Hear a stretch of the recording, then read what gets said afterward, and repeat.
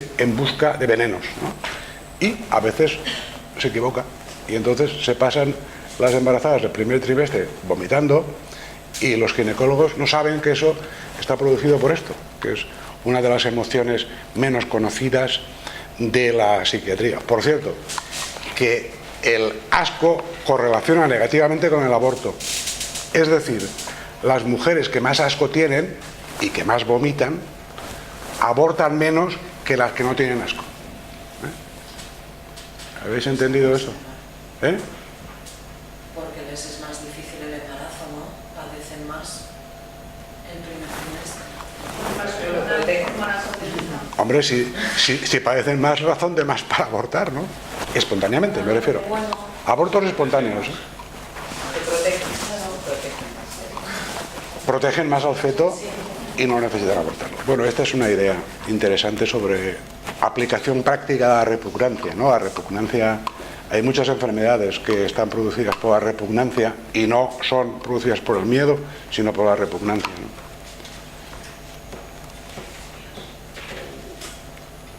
Bueno, preguntas, comentarios.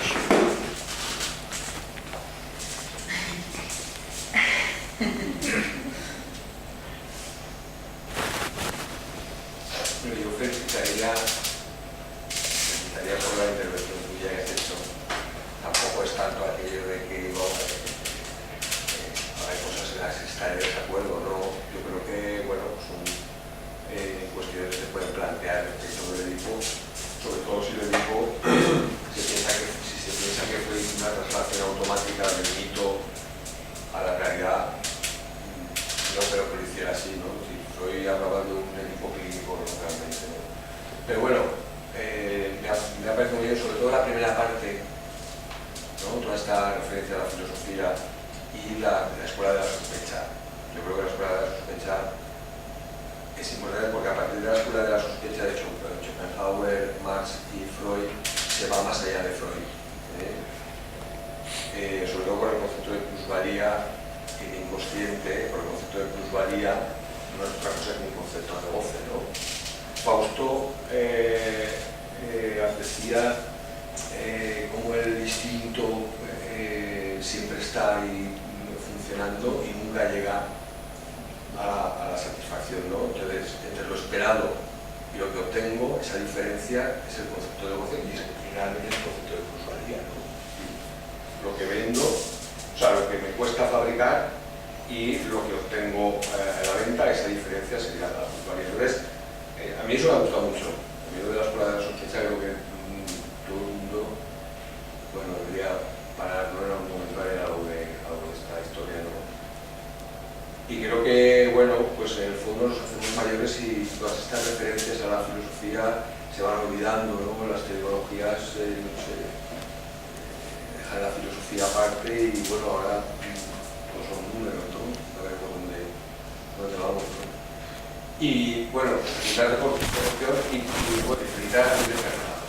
Yo creo que felicitar a Julia porque lleva ya 1000 años con esto.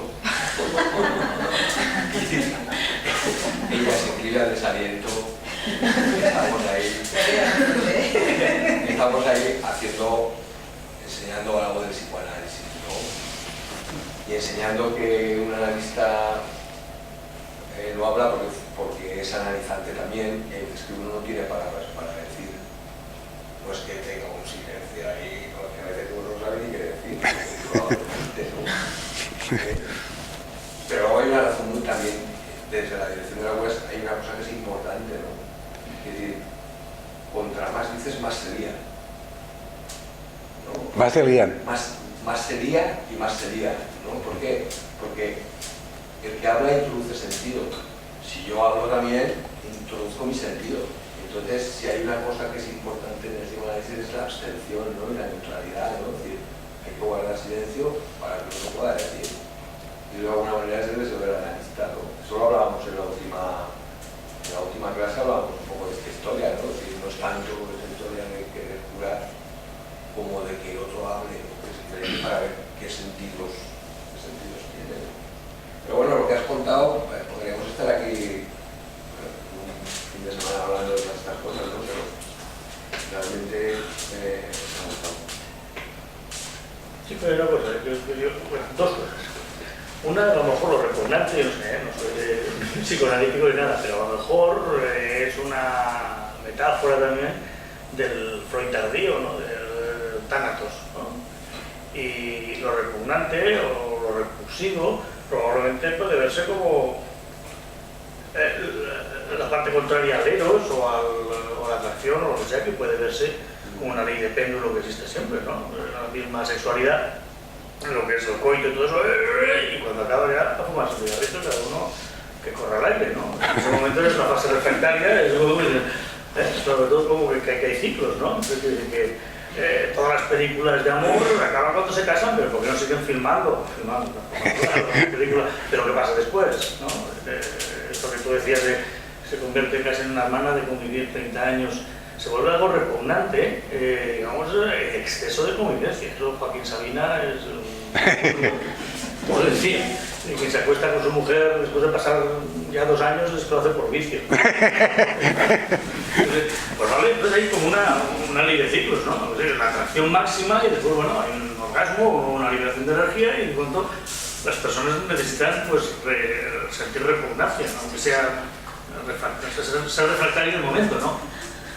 Eso por un lado. Y después eso tiene que ver con lo que cuando viniste al Congreso, eso que también te gustó, que nombré del Granovetter, del sociólogo este, en el año 73, que hablaba de los lazos fuertes y lazos débiles, ¿no? Eso nosotros en la empresa lo estamos utilizando mucho aplicado a lo que son distritos industriales y todo eso, cuando se descubre que cuando los lazos entre empresas, y como sería válido también entre personas, son demasiado fuertes, no hay innovación, no hay renovación posible, esto coincidiría con todo lo de los aleros, la reproducción sexual, etcétera, etcétera. Pero en redes lo que es obvio es que son mucho más innovadores los lazos débiles que los fuertes. Y probablemente yo creo que los seres humanos, la humanidad y todas las comunidades oscilamos un poco entre los fuertes y los débiles. Y nos damos cuenta que cuando son muy fuertes nos encerramos tanto, se vuelve algo repugnante, vamos a decirlo así. Y cuando al revés, cuando a lo mejor no son tan débiles, a lo mejor una superficialidad, digamos, excesiva, pero nuestra vida se columpia un poco entre esos dos polos, ¿no? Idea, ¿no? Entonces, no sé, a lo mejor si lo repugnante podría retomarse como eso del Thanatos, ¿no? También un poco, no lo sé. Ya. No, eso que acabas de decir de los vínculos débiles a mí me gusta mucho porque es la filosofía de la red. Sí. La filosofía de la red se basa precisamente en establecer unos vínculos donde se elude la siniestra corporalidad, ¿no? Hay algo en el cuerpo del otro que es siniestro, ¿no? Sí, siniestro. Es decir, yo lo he dicho aquí muchas veces, es decir, el sexo tiene algo de siniestro, ¿no? Empezando por la posición, ¿no? Posiciones forzadas. Posición. Anatómicamente está mal pensado, ¿no? Y sin embargo, los vínculos débiles propician la emergencia de patrones que no se dan en los vínculos fuertes. Por ejemplo, a mí siempre me dicen, ¿dónde están los focos más importantes de conflicto en la vida? La familia y el trabajo, ¿no? Familia, porque en la familia te peleas todos los días, o día sí, día no, y en el trabajo, la pareja es familia. Claro, es decir, no hay lío, digamos, cuando el vínculo no ha cruzado esa línea roja de la familiaridad, ¿no? Pudiéramos decir, ¿no? Hay algo en la familiaridad que lo estropea todo, ¿no?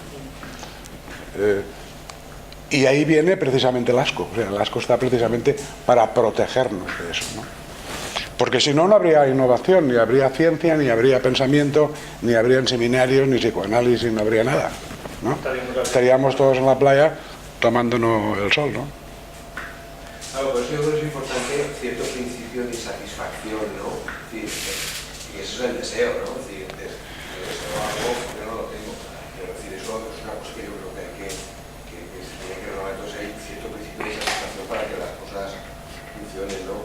Yo con lo que tú dices, a mí me parece que hay algo ahí de la pulsión de muerte, ¿no? En ese asco, ¿no? Es decir, hay un horror ahí a la abstracción, ¿no? A algo que no sabe muy bien, ¿no? Y luego me ha gustado lo que nos contó Pablo. el síntoma como valor de intercambio, ¿no? Yo que tengo mis notitas. El síntoma como valor de intercambio y el síntoma como algo central en el discurso y en el lazo social. Es decir, nos relacionamos con síntomas, ¿no? Te estoy citando. El síntoma como valor de intercambio. No recuerdo haber dicho yo eso, pero es posible. Yo no me acuerdo. Yo no me acuerdo de casi nada ya. Yo quería volver al Edipo, bueno, felicitarte primero por la exposición, a pesar de que te ha quedado fragmentada por el tenido de eliminar muchas cosas intermedias, me parece genial. Pero en cuanto, y precisamente relacionado con lo que estaba diciendo de los lazos fuertes y los débiles, el Edipo tiene ese componente también del libro. Sabiendo el Edipo que separarse de un lazo muy fuerte para poder seguir por la vida, para buscar lazos más débiles, para progresar, para lanzarse al mundo, y otra la parte simbólica, que me parece la parte más interesante del Edipo, que todos obviamos, supongo porque tu exposición quería llegar a otras cosas, pero que al final se vuelve a unir, ¿no? Porque en definitiva le vamos a... Sí, porque lo he hecho adrede porque como el viernes voy a hablar de eso, el periplo del héroe, ¿no? El periplo del héroe que vuelve, pues un poco lo he dejado para dejarlo para el viernes. Pero en definitiva, de lo que se trata es de escaparse de la madre. Es decir, escapar de la madre y de todo lo femenino que hay en uno, ¿no? Y de todo lo que te impide crecer. Espera, eso es psicología, ¿no? Ah, bueno. Es decir, la madre, por definición, impide crecer, ¿no? Por definición, la madre el vínculo con su hijo es un vínculo siniestro, ¿no? Y lo que tú hablas del estrago materno, ¿no? Los estragos, ¿no? ¿Por qué las madres hacen estragos en sus hijos? Por eso que tú has dicho, desde el punto de vista psicológico. Pero desde el punto de vista del mito, el héroe ha de irse del hogar para escapar de lo femenino, de su madre, de sus hermanas y de todo lo femenino que hay en él, para poderse enfrentar a los peligros que vienen después. Pero al final, de lo que se trata es de volver. De volver por la vía larga, no por la vía corta, ¿no? Pues yo lo que decía, los vínculos excesivamente fuertes se ponen rígidos y por tanto impiden el desarrollo, siempre igual, que sea con la madre, que sea con uno mismo, con patrones rígidos que le impiden avanzar, es lo que impide crecer al ser humano. Si el vínculo permite ir y volver, no hay problema. Sí, claro. Sí, pero si se verifica, si la empresa de estos vínculos son fuertes, hace que se trabaje siempre igual. Si uno trabaja siempre igual durante 30 años, seguro que va trabajando mal, porque no se está adaptando a los cambios de las circunstancias. Se puede pasar en la relación madre-hijos muy fácil por ser tan primaria. Dime, Matías. Yo siguiendo pensando en esto del complejo de Edipo y de todas las definiciones en realidad, ¿no? A mí en realidad me llama la atención, estoy pensando un poco en el momento cultural, ¿no? En que se escribió en Freud, en su sociedad y también en el actual, que es muy curioso, me resulta muy curioso que lo que está en juego realmente son los deseos o repugnancias del padre y de la madre, pero de lo que se habla es del niño, ¿no? O sea, el niño desea o el niño lucha, no, lo que está en juego son lo que se le mueve al padre y a la madre en la relación con el niño. Y no se habla de eso en la elaboración, ¿no? Y pensando en esto y en lo que acabáis de comentar del héroe y de lo simbólico, acabo de terminar anoche, me terminé la segunda novela del autor de La soledad de los números primos, que se ha hablado aquí, bueno, en nuestro seminario y demás. Y os la recomiendo a todo el mundo porque es fantástica y de una manera oculta está todo esto que estamos hablando hoy, ¿no? Del camino del héroe, de los mitos, de todas estas figuras y lazos fuertes y débiles. Y bueno, el autor es un tío joven. Yo últimamente no voy a decirle a la gente que voy a seguir a este autor porque estoy convencido que va a ser el único que conozca que desde su primera novela lo voy a conocer y le van a acabar dando el Nobel, porque es un tío que nació en el 81 y escribe unas cosas que no tiene edad para haberlas vivido, ¿no? Y es una barbaridad lo que yo, vamos, igual la leí y decirme una mierda, ¿no? ¿Cómo se llama la novela? El cuerpo humano. ¿El cuerpo? El cuerpo humano. Y esto de la corporalidad, bueno. Pero yo hice una metaformación de La soledad de los libros primos. ¿Tú fuiste? A mí me pareció un libro excelente por las cosas que plantea, ¿no? Es decir, un poco el tema de la hermandad, el tema de las lesiones, el tema del cuerpo. No me extraña que haya escrito algo sobre el cuerpo, ¿no? Pero quería decirlo, con respecto a esto de... Hay un concepto del psicoanálisis que el psicoanálisis no procura, no concibe ningún desarrollo, una evolución, ¿no? El psicoanálisis dice que hay, el psicoanálisis lo dice y la técnica lo atestigua, que hay una cosa que se llama la repetición. Las cosas se repiten una y otra vez, ¿vale? Entonces, ¿pero de dónde parte la repetición? La repetición parte de una maqueta donde hay una serie de experiencias de frustración, de satisfacción, ¿no? Y esa maqueta es el Edipo. Es decir, el Edipo, Lacan le llama la metáfora materna, ¿vale? Y para esto que tú planteas, Paco, decir, de lo que hay que escapar no es tanto de la madre como del deseo materno, ¿no? Es decir, el deseo materno es algo que atrapa. Y a la niña, al niño y a la niña, ¿no? Entonces, bueno, hay que ver un poco por dónde uno va sublimando, por dónde uno va tomando un poco de distancia de esos modos, pero que finalmente uno repetirá una y otra vez y otra vez y otra vez ese mismo esquema. ¿Un análisis qué es? Un análisis es averiguar, desmontar, aflojar esa historia. Única y exclusivamente, un análisis no es otra cosa que eso. Por eso no es terapéutico en el sentido de que ni más listo, ni más guapo, ni más más flaco, ¿no? Simplemente es saber el mimbre de la historia de cada uno, ¿no? Un poco. Y en el mimbre de la historia de cada uno hay algo que tiene que ver con el deseo materno y hay que ver porque el deseo materno no es otra cosa que la castración materna. Es decir, la madre no tiene, la madre como mujer tiene hijos. Luego como mujer puede tener otras cosas, pero el objeto fundamental, Freud decía esto, ¿no?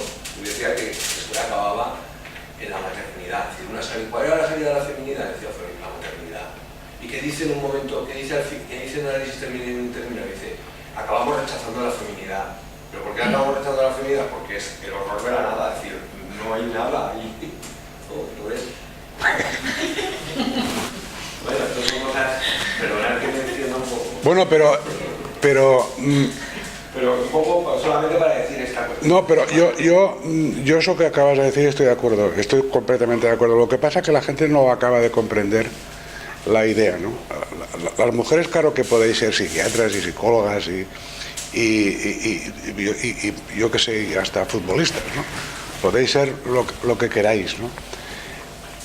Pero lo que estamos diciendo aquí, o lo que estaba diciendo Adolfo, es que la mujer es sobre todo una madre, y que más acá de eso, pues puede ser un sujeto, igual que un hombre o más listo, incluso más, ¿no?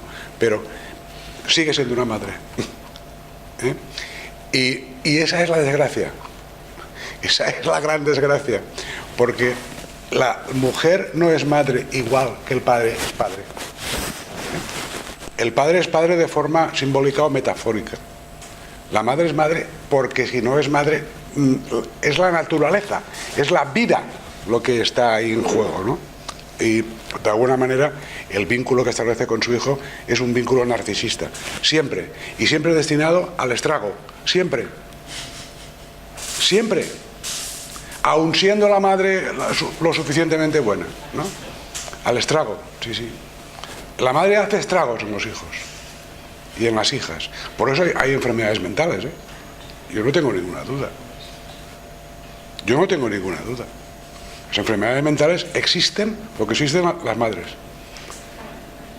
Dime, Gonzalo.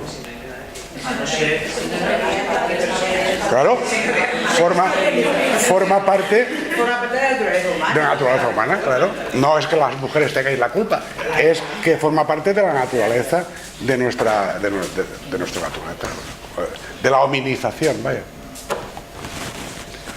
A no ser que el estrago y el malo sea el oráculo.